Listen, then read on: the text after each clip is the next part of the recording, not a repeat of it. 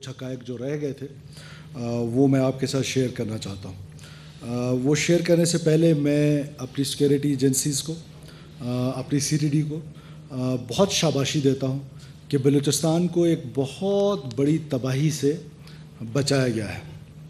14 اگست کو جو suicide bombers تھے انہوں نے ان معصوم شہریوں کو اور CTD پولیس اور میں ان اداروں کو خراج تحسین پیش کرتا ہوں۔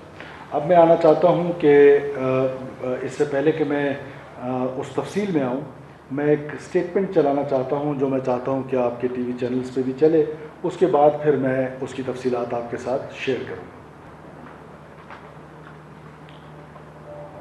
قاضی ہے، تربت کا رہائشی ہوں، وہیں پہ پلا بڑا تھا۔ تعلیم میں نے ملک کے اچھے اداروں سے حاصل کی ہے۔ قائد اعظم یونیورسٹی سے ماسٹر ایم فل کی ہے اور پشاور یونیورسٹی سے میں نے PhD HSC اسکالرشپ کے ساتھ کی ہے۔ تعلیم میں نے ملک کے اچھے اداروں سے حاصل کی ہے۔ قائد اعظم یونیورسٹی سے ماسٹر ایم فل کی ہے اور پشاور یونیورسٹی سے میں نے PhD HSC اسکالرشپ کے ساتھ کی ہے، اور کرنٹلی میں بیوٹاؤنز میں ملازمت کر رہا تھا، 18 گریڈ کا لیکچرر تھا، اور میری جو اہلیہ ہیں وہ بھی سرکاری ملازم ہیں۔ جب میں PhD کر رہا تھا پشاور میں تو 2020 میں کسی چکر میں وزٹ میں گیا تھا قائد اعظم یونیورسٹی، تو وہاں سے 3 دوستوں کے ساتھ آل وال ہوا، وہ تنظیم کے ساتھ منسلک تھے، بعد میں ان میں سے 2 مارے گئے۔ اور اس کے بعد جو ہے اس طرح ہوا کہ ڈاکٹر ایبتان اور فکالک نے مجھے آل وال کیا، مجھے تنظیم میں شامل کیا، اور اس نے پھر وہاں سے میری ملاقات جو ہے آل وال بشیر زیب سے کروائی۔ یہ سارے آل وال ٹیلی گرام سے ہوتے تھے، انہوں نے جو ہے ٹیلی گرام سے بشیر زیب سے بھی آل وال کروایا، خود بھی آل وال کرتا رہا۔ تو میں جب کوئٹہ آیا تو کوئٹہ میں ان لوگوں نے جو ہے مجھے 3 کاموں میں مجھ سے سہولت کاری لی تھی، اور تنظیم میں میرا جو تنظیمی نام تھا وہ عرف حمیر تھا، تو وہ مجھے حمیر کے نام سے جانتے تھے۔ تو جو پہلا کام ان لوگوں نے بتایا تھا، کوئی ایک ریجنل کمانڈر تھا، شیردل اس کا نام تھا، اور عرف بوہیر، وہ آیا تھا، زخمی ہوا تھا لڑائی میں کلات میں، تو علاج کے لیے یہاں آیا تھا، تو اس کو میں نے جگہ دیا تھا، پھر وہ بعد میں چلا گیا تھا۔ اور اس کے بعد یہاں تک نہیں، اس کے بعد یہ بھی ہوا تھا کہ پچھلے نومبر میں مجھے ڈاکٹر ایبتان نے آل وال کیا تھا، اس نے یہی کہا تھا کہ ایک بندہ ہے اس کو اپنے پاس جگہ دینا ہے، تو 2 رات میں نے اس کو اپنے پاس جگہ دیا، وہ رفیق بزنجو تھا۔ تو اس کے بعد میں نے کسی کے حوالے کیا، پھر دوسرے دن واقعہ کے ایک دن پہلے میں نے حوالے کیا تھا، دوسرے دن وہ یہاں ریلوے میں سوسائڈ بامبنگ میں جو ہے پٹ گیا تھا، تو وہاں پہ سیکیورٹی اور جو معصوم شہری ہیں ان کی جانیں ضیاع ہوئے ہیں۔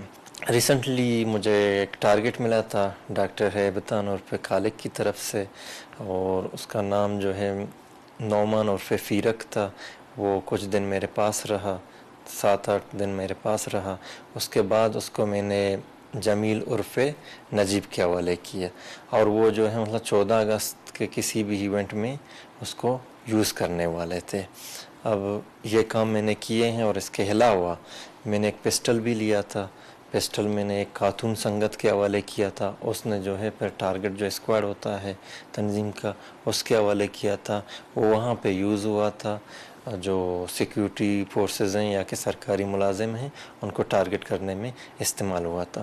تو یہ کام میں نے کیے ہیں، ان کے ساتھ میں منسلک رہا ہوں، یہ سہولت کاری میں نے کی ہے، اور اگر دیکھا جائے تو ریاست کی طرف سے تو ریاست نے سب کچھ دی ہے، عزت دی ہے، وقار دی ہے، نوکری دی ہے، اور خاندان کے اہلیہ کو دیکھیں اس کو بھی نوکری دی ہے، لیکن اس کے باوجود میں قانون کی خلاف ورزی کی اور ریاست کے ساتھ غداری کی ہے، اور میں تہہ دل سے شرمندہ ہوں کہ ان کاموں میں منسلک رہا ہوں، اور میں افسوس کرتا ہوں، اور میری اس ویڈیو کا پیغام کا مقصد یہ ہے کہ جو آنے والی نسلیں ہیں، جو نوجوان ہیں یا کہ جو اسٹوڈنٹس ہیں، وہ اپنے آپ کو اس طرح کی جو انتشار پھیلانے والی تنظیمیں ہیں ان سے بچائیں۔ انویسٹیگیشنز چل رہی ہیں، یہ اس کو ہم نے بہت زیادہ تفصیل کے ساتھ آپ کے ساتھ شیئر نہیں کیا، سو دیٹ ہماری جو انویسٹیگیشنز آگے چل رہی ہیں۔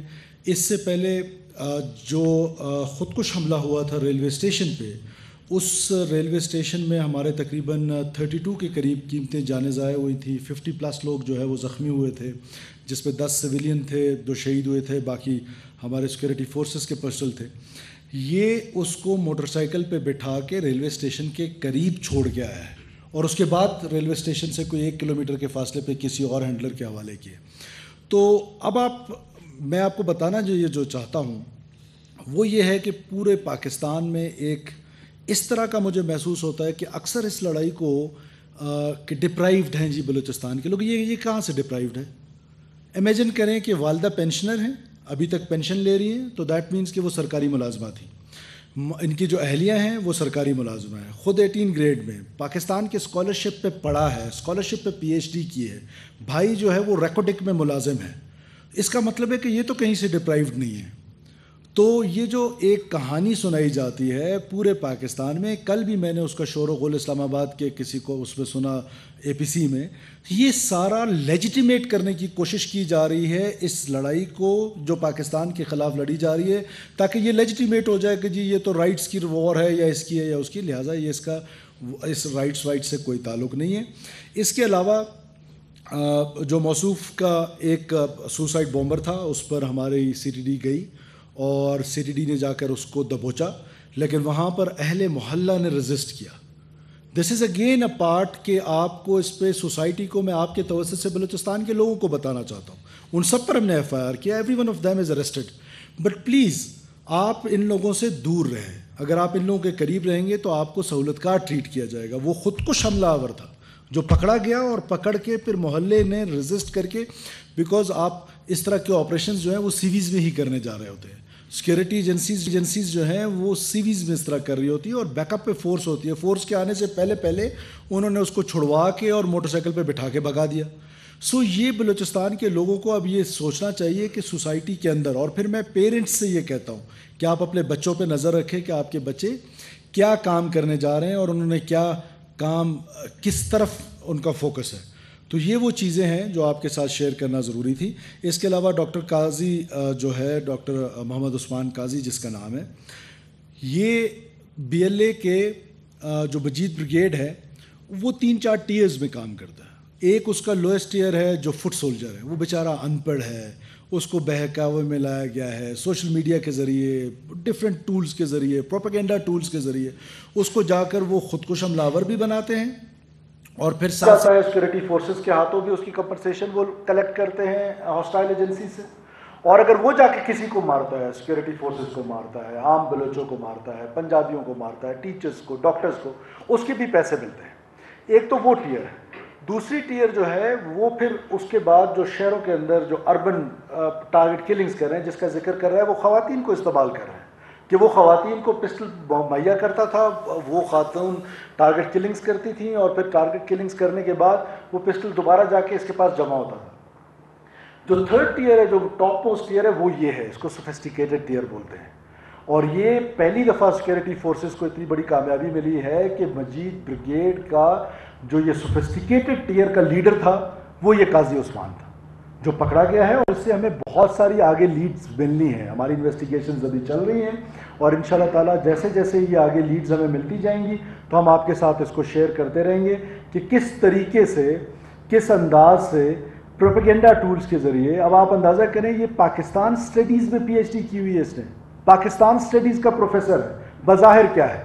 بظاہر تو یہ ہے کہ یہ ایک بڑا پیٹریوٹک آدمی ہے. اس نے پاکستان اسٹڈیز میں ماسٹرز کیے، PhD کیے، پاکستان اسٹڈیز پڑھا رہا ہے. اندازہ کریں کہ کتنے بچوں کو سب ورٹ کیا ہوگا اس نے. پھر اس کی اہلیہ بھی استاد ہے. اور جب یہ مریضوں کو لا کے علاج اپنے گھر پہ کراتا تھا ٹیررسٹ کو، تو ظاہر ہے اس کی اہلیہ کو بھی معلوم ہوگا.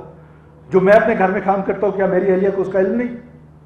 تو اس کی اہلیہ بھی ٹیچر ہیں. تو سوچے کہ بچوں کو کیسے سب ورٹ کیا جا رہا ہے، کس انداز میں ایک منظم طریقے سے from the day first I am screaming